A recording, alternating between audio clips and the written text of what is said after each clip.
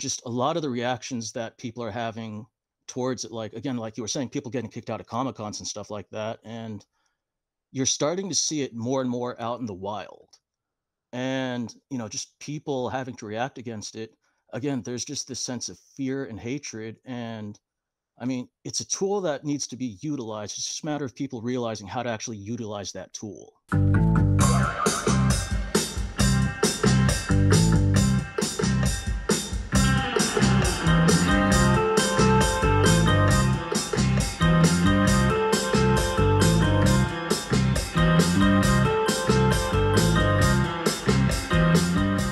What's good, Humbl fam? How about y'all come on in and let's have us another visit here on the Humbl Show. I am Grant Fletcher. Moonbeam Hallows and Brandon Cox are out this week, but we are instead being joined by Retters Cosplay and also Aaron McElfish. Thank y'all for jumping on the call. Retters, y'all, you've been part of the Humbl fam since before it was even called the Humbl fam.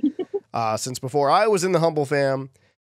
Thanks for being here. Aaron, it's kind of a package deal. You're here as well. But I guess why don't y'all give us just like a quick and dirty introduction to the two of you here.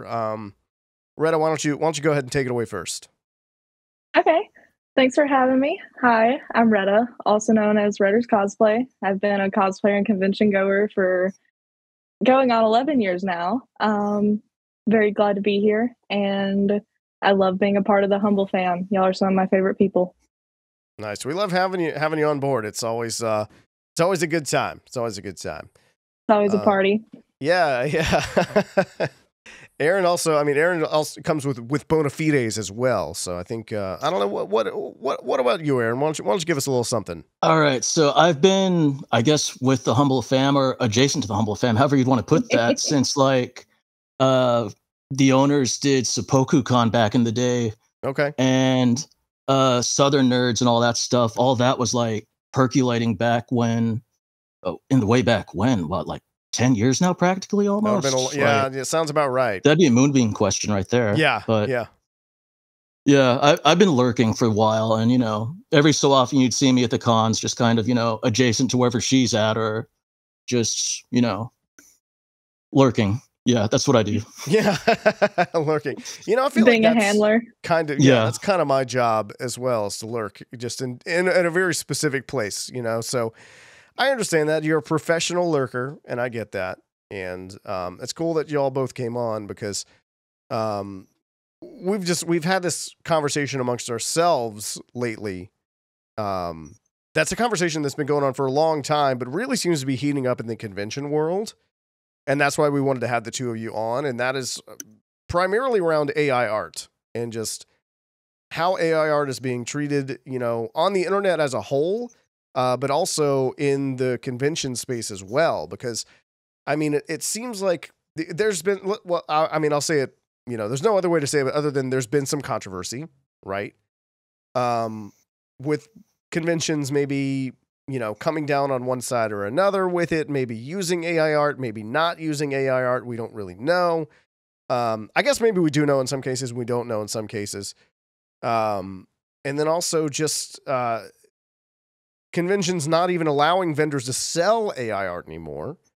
And in some cases, people have been removed and kicked out of conventions for selling AI art. So, Aaron, I think you had...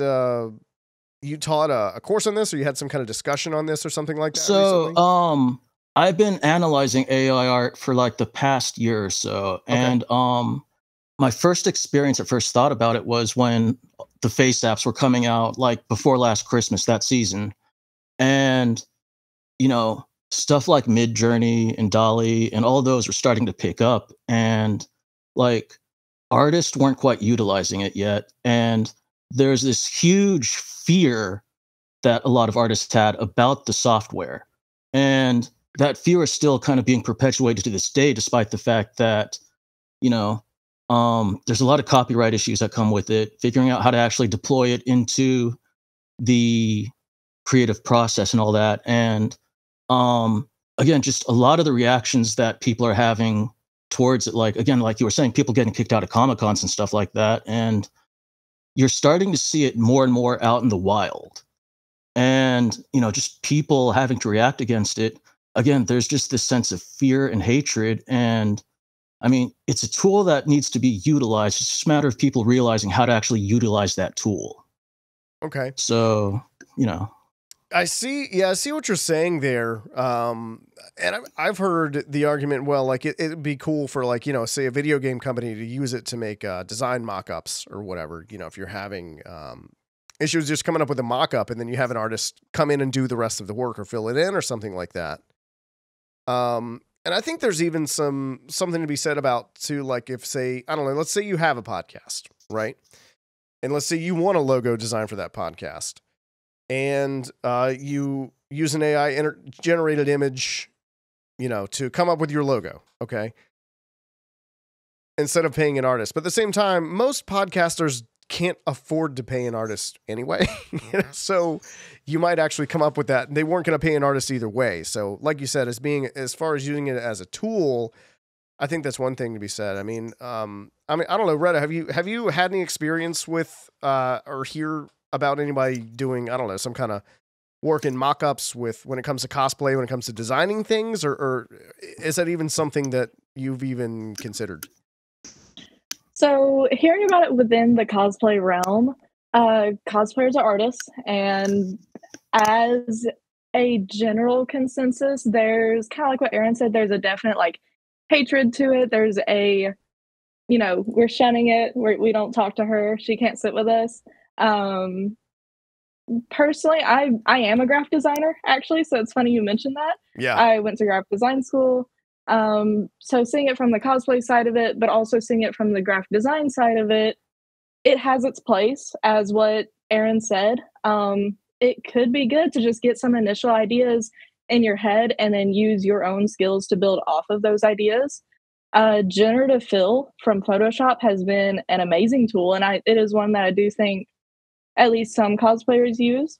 It's great for, just retouching photos, especially under studio lighting. When you're doing your cosplay photography, your wig has a few stray hairs. It's great to just take the lasso tool, lasso those hairs out, generative fill, and then boom, they're gone. You don't have to clone stamp. So overall, it definitely has its time and its place. I'm glad that you actually brought utilized. Yeah, and I'm glad that you brought up Adobe, because Adobe's been making great efforts in making ethical AI art, usable to the general public. And okay, so thing about being ethical with it is that compared to a program like Midjourney, Adobe has a long way to go to catch up with, because Midjourney has been very laissez-faire with the copyright laws. They're letting whatever property get through, whatever celebrity likeness get through. However, Adobe, they've been doing a good job of keeping it like a tool, keeping it kind of moderated to where you're not even able to say, I want to do a Van Gogh-like study still life or landscape, anything like that. As soon as you try that, it stops you and says, hey, we can't do that. But Midjourney, you say you want it to be in this style, it'll give you variations that look like what you're trying to get, basically. So there's this give and take in the ability of the software. And again, just finding the place of the software, using it as an aid versus using it as the be-all, end-all product minus any edits. And those lack of edits, that's where you get the really creepy Cronenberg-esque creatures and humans and, 8 fingers in one hand and just arms growing out of places, golfers would complain about. So, right. Yeah. And also like, Retta, how you mentioned too, all the tools in say Photoshop or things like that, because a lot of AI tools have been around for a very long time. We just didn't call them AI, right? But they are what they are. Like you see a lot of things like, oh yeah, check out our site. You can use our AI search tool. Well, like a search engine already uses some form of AI or machine learning or whatever they just didn't start calling it AI until it became like a popular thing to call something like that, for a while. So to act like we've had this big explosion in that over the last year, I mean, it's definitely jumped forward in some ways as far as like, generative art and things like that. But I mean, it's not like it's never existed before either, So absolutely. What's that, Aaron? Interestingly enough, before people were complaining about AI and its ease of use and all that stuff, and like dealing with issues of copyright and stuff, photo bashing, which is a digital collaging technique that concept artists use all the time, that was being talked about in the exact same way that people are complaining about AI. So there's always going to be something. And I mean, we're even going back as far as like the invention of the camera and, oh man, this is going to steal the job of the portrait painter. And there's always going to be something like that. I like that you said that. And we talked a little bit about that previously. So I do want to talk a little bit about the copyright stuff, going forward a little bit. But and I've mentioned it, I think, on this show recently as well. But at Louisiana Comic-Con a few weeks ago, we had Rob Guillory, known for Chew, and Cody Chamberlain, who was just on the show a couple weeks ago on there. We talked about AI art with them. And, Rob had a really interesting philosophy where, he said that, like, you go to the grocery store and they have like grapes and then they have organic grapes, So it's like you go to a Comic-Con, you hit the artist alley and you might have AI art. And then you also have art that's like, okay, no, this was drawn by hand. A person did this. Like, this is the actual, there's a certain quality there that you're going to expect for that reason. So I think that's a really good point. And also, I made the point too that like just because people are generating AI art, it doesn't mean that you're going to stop creative people from drawing, from designing, from going to graphic design school, from taking photographs or anything like that. I mean, people are still going to have that urge to create. Yeah. And at the end of the day, like, artists are now showing their work. It's like a math problem, old school math problem, where you have to like work everything out by hand.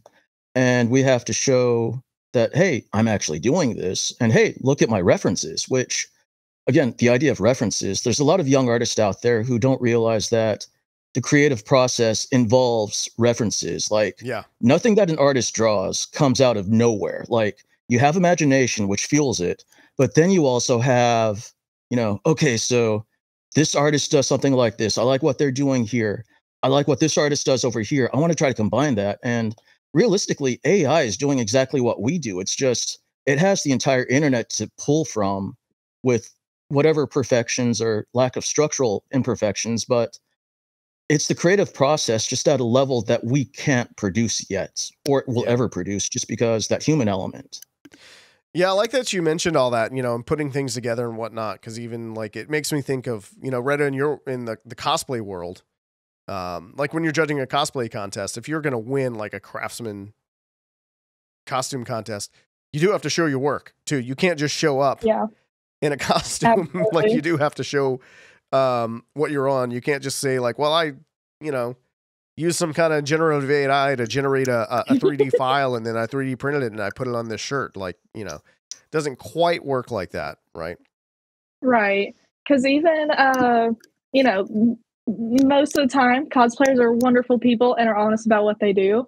Unfortunately, there are a couple of bad eggs. There's a really bad egg that I competed with once who, TLDR, she commissioned something and claimed the work as her own and won a craftsmanship award with it. But the cosplay community, even though there are a lot of cosplayers out there, especially the craftsmanship cosplay community that competes, is a pretty niche community, and word gets around. And, unfortunately, the con had to deal with that after the fact because receipts came out that she did, in fact, not make said cosplay and had commissioned it from someone. So yeah, showing your work is a huge part, and we can tell in prejudging, the way you talk about your cosplay, we know, did you make it or did you not make it?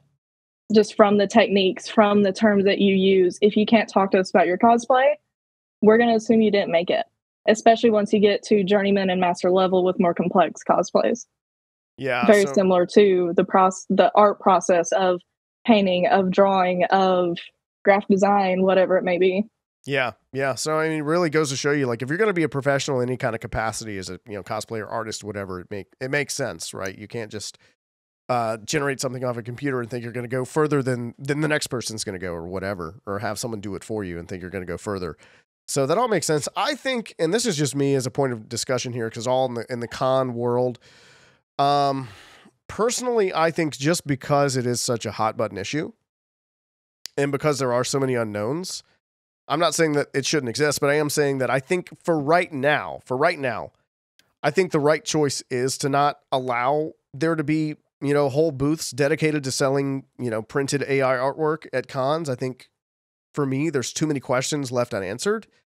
And also, I just think, Aaron, like you said, there's such a, like, some people just have this, like, visceral reaction to it, and they turn their nose up at it. And if you're putting on an event that's meant to, like, entertain and be fun for, like, the general public, you kind of need to do what they're going to want you to do, because you need to keep those people happy if you want them to show up. Yeah. And kind of getting back to another example of just time and art and history and stuff. Yeah. Clip art. You're familiar with clip art. Everybody is. Yeah, for sure.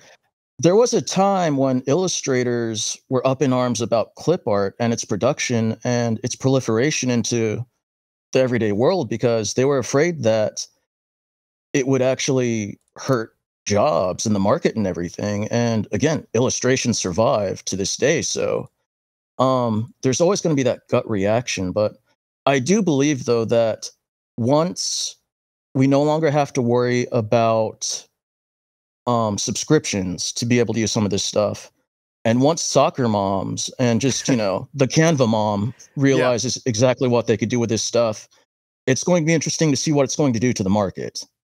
And again, I don't think it's necessarily going to kill the market, but it's going to be a lot more niche. And, the weaker ones might suffer a bit, but the stronger ones who know how to adapt, they're going to be around. Yeah, I think that's well said. I think any kind of, in any kind of business, in any kind of industry, you're going to have that evolution. And you just need to learn, like you said, whoever's really good at evolving and adapting, they're going to be the ones who are going to do well. And like I said, I think, like you said, the soccer moms and things like that, I think there's a good segment of the population out there who are never going to pay an artist to do something anyway.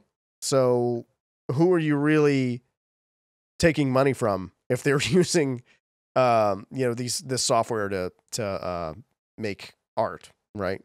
And the people who would be complaining, there are always going to be issues, because I remember thinking back, well, not thinking back, but just, I had some high school friends who, oh, wow, you're an artist. Wow, man. Can you do my family portrait? Yeah, sure. Give me about $300. Oh man, $300. Yeah. I'll get back to you, man. So that's the guy that's going to go out. Yeah. That's the guy that's going to go out and realize that he could, like, take a family photo, pop it into Midjourney, and, he's going to have some inbred looking children, but sure, again, small town from the South. I'll shut up. It's fine. Well, it's kind of like, Aaron, I'm glad you mentioned Canva, just because within the graphic design community, that is also a huge thing. Graphic designers who pour their hard work into, going on Adobe Illustrator and making the entire branding and making a standardization and all this sorts of things. And then you have the people who, may only use Canva. And so there's a huge debate on, like, is Canva good? Is Canva lazy? And it's kind of like AI, where I feel like it has its place. If you're a big corporation, you probably have the money to hire a graphic designer, support an artist, get your work done right, because it's a whole can of worms. Logos need to be done with vectors, which is not made of pixels. Pixels are pixels, and when you blow them up, they're blurry. So logos need to be in vectors. And Canva only does pixel art, and if you're a corporation, you're going to be putting your ads on billboards, on large posters. So you need your stuff to be formatted properly, and a graphic designer can do that. But then you say you have a, small business trying to get off the ground, trying to pay a few employees, trying to, even just pay rent.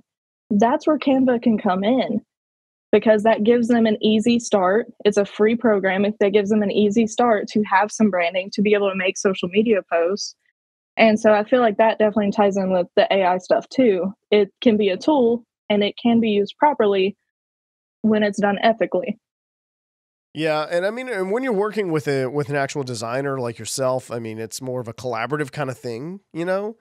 Absolutely. You know, whenever you punch in like some sort of text into Midjourney or whatever, and you get an output and you don't get exactly what you want, you can't say, "Oh no, not like this. Maybe a little less red." Blah blah blah. Because whenever you don't get what you want, you pretty much just have to start over. Whenever you go to generate an image, versus when you're working with a real person, with a designer, you can kind of tell them, well, maybe not this, but that, and change this slightly, but not all the way.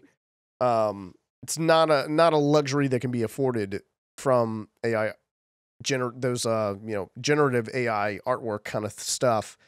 Not yet. And I mean, granted, I haven't seen it take the leaps forward that they said it was going to take forward over the last year either. That's just me and my perspective. I think a lot of people have gotten a lot better at spotting it as well.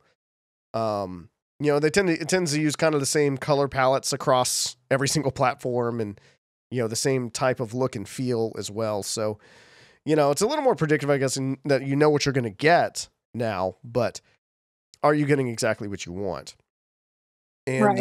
you know, Aaron, like you mentioned earlier, you mentioned copyright a couple of times. And I think that's where it gets really interesting right now, because there's a lot of ways in which you can say, you know, if it's been manipulated, transformed, or whatever, it doesn't fall under that. But I think for me, as it pertains to AI, that's something that hasn't really been explored or like tested in like a legal sense yet. But Yes. you know it's coming. Yeah. So again, not a lawyer by any means. Yeah. I've talked to some copyright lawyers and stuff like that. And again, just don't take anything I say as gold by any means. But when it comes to AI stuff at the moment, the images you produce cannot be copyrighted unless you go in and manipulate them. And the level of manipulation is going to help determine whether or not it can be copyrighted. Okay. At the moment, the prompt that you use could possibly be copyrighted depending on how poetic you decide to get with the prompt. Like if you decide to be James Joyce and go in there and, you know, just be crazy descriptive, be polite, ask it to do things, promise it, you know, acting work or whatever. Yeah. It'll end up, you could possibly copyright that. And if you go on to Facebook and look at the AI bros and try to talk to them about all that stuff, they get passionate about it. And then the craziest thing is watching them get into the discussion of, but is it art?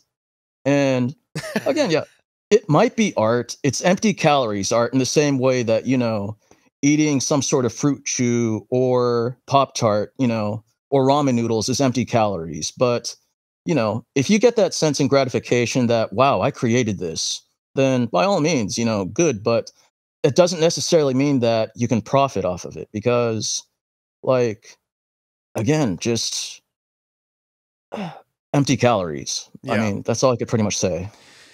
Yeah, I get that, and I feel that, and I think that that's a very valid point. You know, it's like I know McDonald's is bad for me, and you know, but it's convenient, it's quick, and I know exactly what I'm gonna get whenever I order it, right?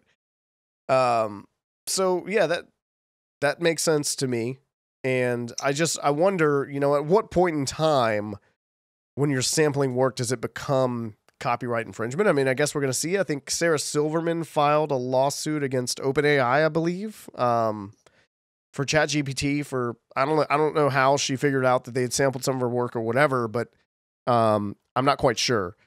But, or maybe it's just because of the fact that you can go into ChatGPT and say, hey, write this in the style of Sarah Silverman. And I mean, where else would it get that info? You know, Yeah, I remember seeing like an entire song just based off of like Linkin Park's catalog, and it was like, wow, that's actually seems like it would be them. Or yeah, for that matter, like there was a time when they would like do, you know, say, okay, let's have Kurt Cobain sing this song, and then, we'll release it. And just so many ethical issues with, all of this stuff. That's where it gets a little weird to me, right? Like, because I see a lot of people there. I've seen people have whole TikTok accounts that are dedicated to having like cartoon characters sing popular songs. It's like, okay, but that voice belongs to a real person that did that character. So like, at what point in time, and like you mentioned a little bit of something earlier, like, depicting actual real people, with their likeness. I mean, you would think that they just kind of automatically own their own likeness, and you can't just generate that with a computer. But then again, I mean, if someone is, say, I don't know, if you have an artist on Artist Alley with their own art that they've made, and they have a Captain America portrait and it looks like Chris Evans, you know what I mean? I mean, does that also cross? I guess that's the real question, right? So part of the workaround with that is they would go into something like ChatGPT. ChatGPT will say, you're not allowed to use this person. So they end up, how would you describe this person? And then ChatGPT will describe the person, and then it would go down and say, okay, so use that description to make this image. And then bam, it would come up with Robert Downey Jr.'s Iron Man. And, if you say something like, what was the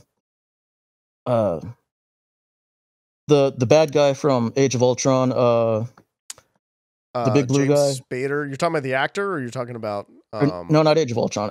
Endgame. Just Thanos? like Thanos. Thanos, yeah. Yeah. If you use Thanos' nickname instead of saying Thanos, it knows what you're talking about and would bring you Thanos images, basically. Okay. So there are workarounds that people are getting, and I mean that's what also they would do for like explicit images and stuff like that of people too. So yeah. And I suppose it's different too, because like, one individual artist can only produce, so many different drawings of, say, like a copyrighted character like Sailor Moon or whatever. But Midjourney can produce a potentially infinite amount of images as well. And very specific styles at that. In very specific styles, yes. So, that's also something you'd have to take into consideration. I don't know, like you said, it's just tough because it just hasn't been, honestly, it's going to sound crazy when I say this, but not enough people have been sued over it yet for it to actually make any sense, I guess. Realistically, yeah, that would have to wait and see how it gets ruled on. As soon as Disney goes after somebody for this stuff, that's when I think things are going to change. There you go. Yeah. They set the tone, they set the pace. I mean, really, that's, to be honest with you, in a lot of different ways in the entertainment world, they do. That's true. I think that's true. Is there anything, what else? I mean, is there anything in particular that y'all talked about recently that we may have missed or not touched on? Oh man. Yeah. I'm sure like there's a lot, but I don't know. I'm really curious, like, the Humble fam out there too. I mean, where they all land on it as well. I really want to know. That's one of the reasons why I wanted to put this out too, is I wanted to know what everybody out there thought about it too. Like, just to leave us, comments and messages and tell us, what they think as well. It'd be really cool to come back and circle around back to this sometime in the near future. Like once we got some more input from everybody out there. Oh, definitely. Yeah, like a year from now. Evolves. Yeah. It's going to be constantly evolving. Yeah. It's wild. It's a wild time, and there's a lot to consider. There's a lot to think about. And I don't know. We'll see. We will see. Maybe sooner rather than later too, as some of these things come out. I don't know if we're going to be having the same conversation of I don't know in another year, right? I think we might have predicted a year ago that we might still be trying to figure it out by now, but I think by March of 2025 or early April 2025, that may not be the case. So very interesting. Now, I will say this. Okay. Retta messaged the group earlier and said that if we pulled out the movie trivia, that she wouldn't be any good, but Aaron would be good at it. So what I'm trying to say is, Aaron, the fix is in already. She dissuaded us from playing any movie trivia, but I do have some TV trivia. How about that? That's even TV worse. might be worse. Might be worse. That's even worse. I made this one simple. I don't know how much of our trivia y'all have watched or ingested in any kind of way. But this is a TV game that actually Brandon is unreasonably good at, so it's a good thing he's not here with us right now. But it's called Year of Premiere. Have y'all seen that one? Yeah. I'll explain it to you. Okay, so I will name a TV show, and the two of you will just take turns guessing in what year that show came out. And then the closest to that year without going over will get a point. Okay, so Price is Right, basically. Price is Right rules, yes. $1, Bob. Okay. So, Retta, I'll start with you. I'll give you the first guess on this first one, and then we'll get Aaron's guess, okay? Appreciate it. Westworld, the HBO series, not the original. And what year do you think Westworld debuted on TV? Oh, man. Oh, by the way, I took all TV shows that had some sort of artificial intelligence or like robot, at least one robot character in the show. That's where I came up with this game this week. On theme. I like it. On theme, yeah. Okay. I think it did come out sometime in the 2010s, I believe. I'm going to guess 2017. Okay, you're going to say 2017? Aaron, what do you think? I'm going to say 2014. 2014? All right. Westworld debuted on HBO in 2016. Aaron did not go over. Aaron gets a point. Nice. Aaron, I'll start with you on this next one. Okay. Black Mirror. I'll say 2018. 2018? Retta, what are you thinking? I'll go with 2017 again. 2017 again? Sticking to it. Well, you both went bust. It actually debuted in 2011. 2011? Wow. Yeah, it's been around for a while, longer than I would have thought just off the top of my head. All right, look, we'll go back to Retta to start this one, okay? Okay. What do you think about Star Trek: The Next Generation? You're just embarrassing me now. Oh, man. I don't know. I'm going to go with 2014. Star Trek TNG. This is the Patrick Stewart one. Know nothing about it. Absolutely nothing. 2014. I've never seen anything Star Trek. Yeah, I don't know. Aaron, what do you think? I'm going to say 1990. Oh, y'all both went over again. It was late 80s is when it was. Oh. Isn't there a newer Star Trek? Hold on. Let me see. Let me get the exact year. I feel like I wrote something down here and it was wrong. You said 19 what year, Aaron? I said 90. Like, I remember watching that and like Baywatch at around like the same time. Let's see. I want to get the exact premiere date, so I know I'm exactly right. Yeah, it was 87. September 28th of 1987.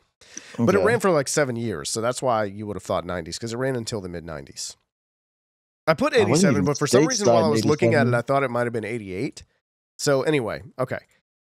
That's all good. Aaron, I'll start with you on this next one here. We're going to go with Battlestar Galactica, that being the remake that had, those fantastic. Okay, the remake. That had to have been like 2002. Okay. Retta, what do you think? I'll go 2000. 2000, the year 2000? Oh, I like the strategy. Yeah, sure. That is the $1 Bob strategy. That's good. It actually was 2003, though, so Aaron gets another point there as well. Aaron's won the game already, but I did have a tiebreaker just for fun, just to throw it out here. Let's see what y'all think. What about Star Wars: The Clone Wars?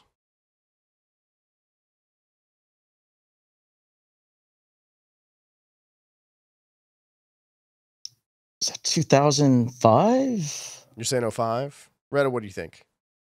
I'm going to say 2007. 2007? Retta, well, you would have gotten a point for that one. It was 2008 was the year on that. Nice. So, nice. You know what? I like the redemption shot at the very end on that one as well. Thank you. I tried my best. That's awesome.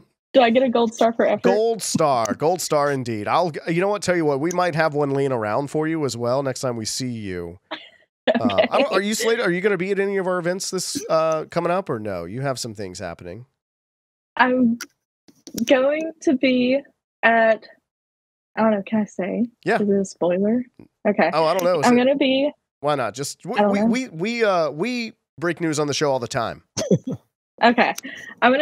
This year, I'm going to be at Alabama Comic-Con and Preserve Halloween. Yeah. We are hoping to maybe come visit during Southern Nerds, but that's very up in the air. Cool. Not guessing at that one or anything, but just come to visit, come and hang out. Lurking. Yeah. Lurking, yeah. Lurking, yeah, as Aaron said, lurking. And I guess, Aaron, you're going to be along for the ride? As always. Nice. Very nice, very cool. Well, cool. Well, we'll see y'all there. And then let everybody know where they can find y'all's work and everything like that, too. You can find me on Instagram, Facebook, TikTok. I don't have anything posted on TikTok, but I'm working on some stuff. On all those at Retters Cosplay. That's Retters Cosplay. Yeah, that's where you can find me. Very cool. Aaron, do you have any photography stuff or anything you want people to check out? Or you can find me at on Instagram at just Aaron McElfish, and you'll find everything from random photo adventures of like abandoned buildings to just a drawing series where I take like Procreate on the iPad and just randomly draw whatever's on my mind that day. So cool. Like a drawing of the day kind of thing, which I've had kind of a hiatus for like Stardew Valley for the past month or so, but that'll do that to you. As soon as I leave the Valley, I'll get back to the iPad and like back to work. Good luck since 1.6 comes out on the Switch, hopefully soon. Yeah, that's going to suck away my will to work. Yeah. Which, Yeah. It's sucking away I play on PC, so I have it right now, and I have dedicated no time to anything cosplay. There we go. Sometimes you need to do that. Y'all are in the Stardew Valley. We've been talking about art that comes from the Uncanny Valley all episodes, so I think it's appropriate. And again, I'm looking forward to talking with y'all more about this, both in person and back on the show as well as we hear more about it. And I definitely want to hear what the Humble Fam has to say. So if y'all haven't already, let me know, because I really want to hear the Humble Fam's take on this, especially as more and more conventions are banning AI art. And people are having more of it is kind of more of a push and pull, I guess, amongst the people out there, the AI, like you said, Aaron, the AI bros and everyone else. But either way, y'all, we will be back here next week for another episode of the Humble Show. If you haven't already, make sure you hit subscribe, make sure you hit like wherever you are, leave us a review, follow us on the socials. It's a party all the time. We'd love for you to be there. We'll be back, like I said, for another visit next week. But until then, y'all stay humble.